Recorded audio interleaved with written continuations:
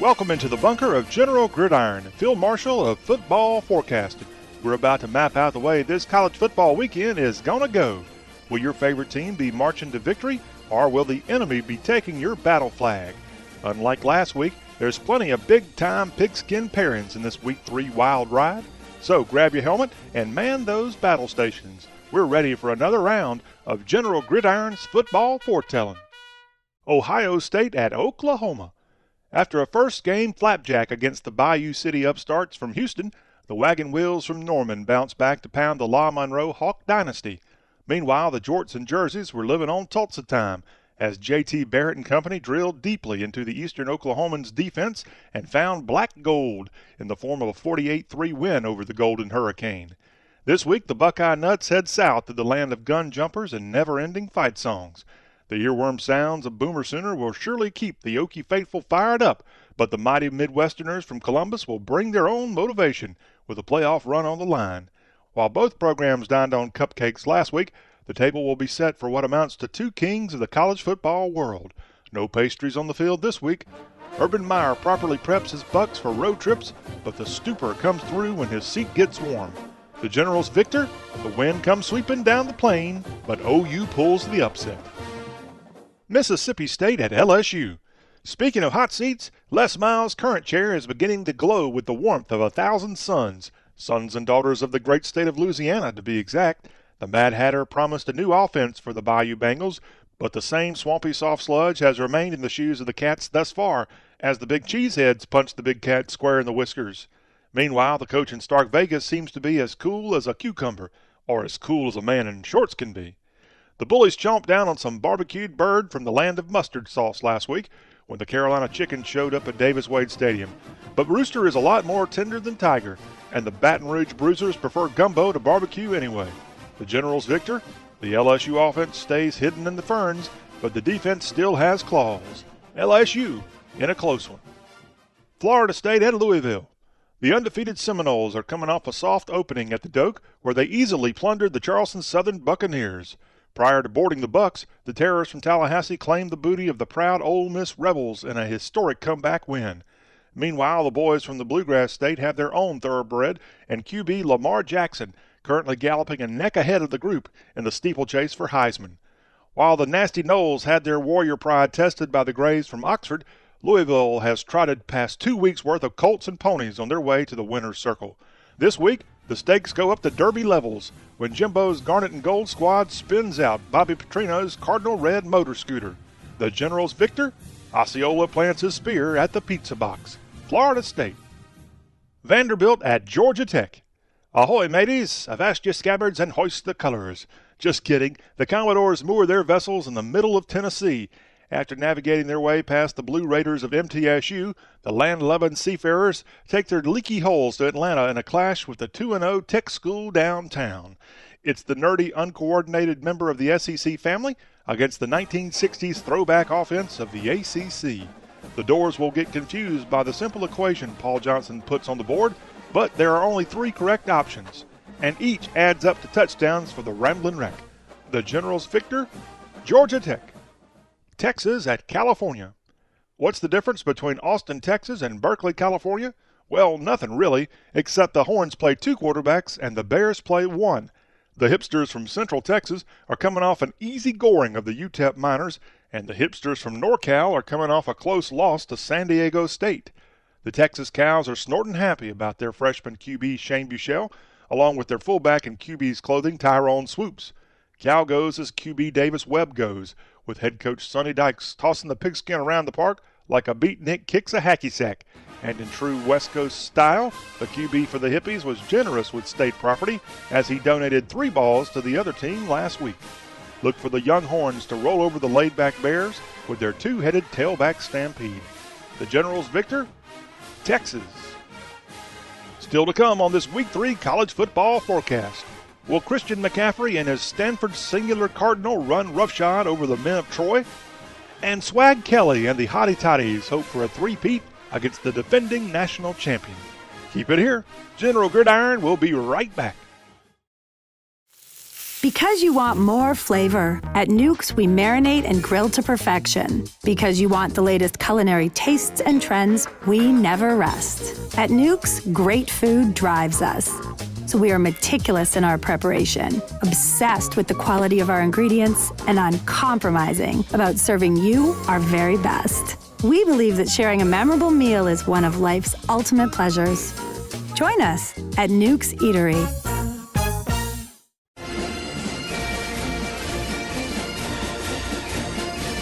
Howdy, soldiers. This is General Gridiron back with you.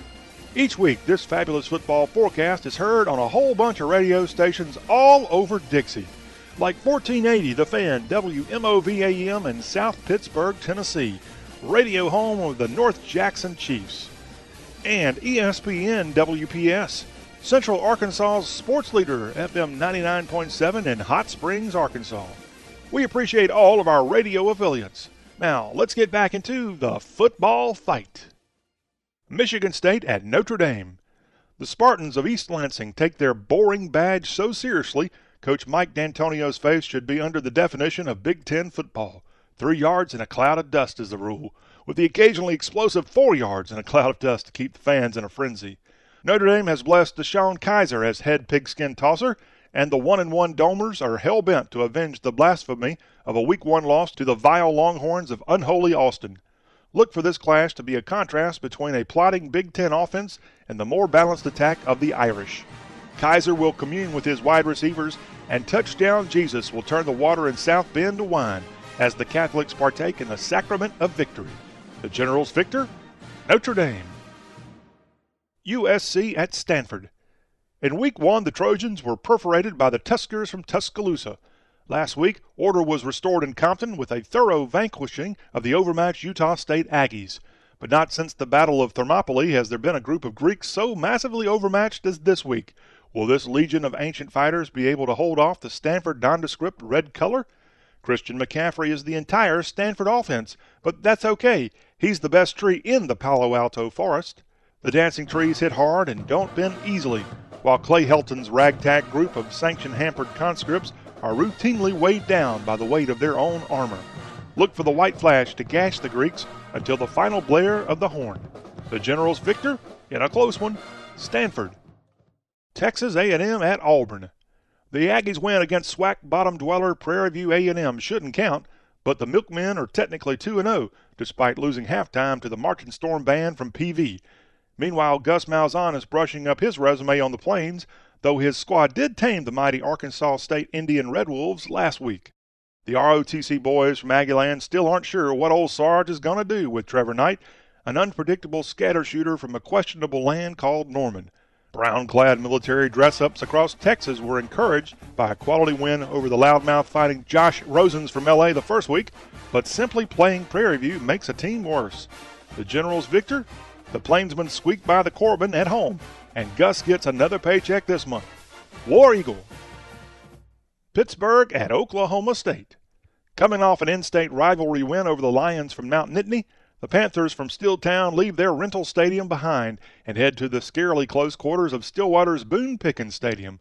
But the farmland denizens of central Oklahoma are reeling from an unacceptable loss to a directional school from up north somewhere. Mike Gundy has been a man going on 9 years now, so the Wheat Wavers can count on a game plan to bounce back. Pistol Pete's hard plastic face shows no signs of emotion, and neither will the Okie Light offense, unless much-heralded QB Mason Rudolph can begin to live up to the hype. The Primanti brothers Panthers will have to slow down Big 12 best James Washington at wide receiver and outscore the explosive Pokes in their home stadium. Pitt is spent after winning its Super Bowl last week, and the Pistols will be firing from the noisy collection of Eskimo Joe's T-shirts in Stillwater. The Generals victor? Oklahoma State. Alabama at Ole Miss.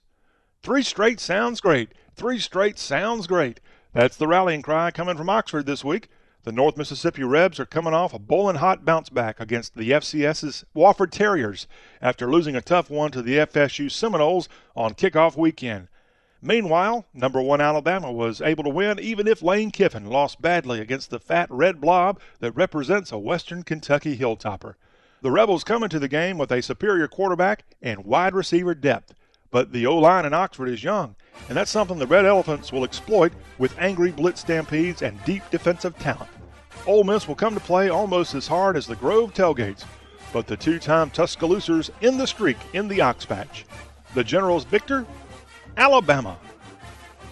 We've already looked at the weekend's biggest battles across the nation, but hang on to your helmet. There's more around the corner.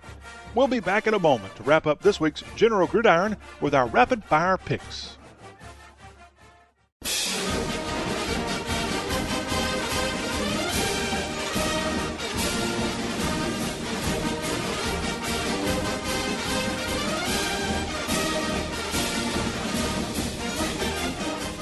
This is General Gridiron back with you.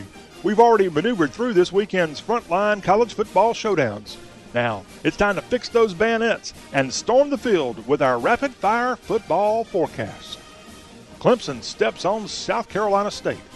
North Dakota State's dynasty continues at Iowa. Memphis kills Kansas. Navy sinks Tulane. Florida is mean to North Texas. Oregon nixes Nebraska. Penn State topples Temple. East Carolina out-Carolinas South Carolina. Northwestern outstudies Duke. Georgia wakes up at Missouri. UCLA flies by BYU. Southern Miss wins over Troy. Michigan skis down Colorado.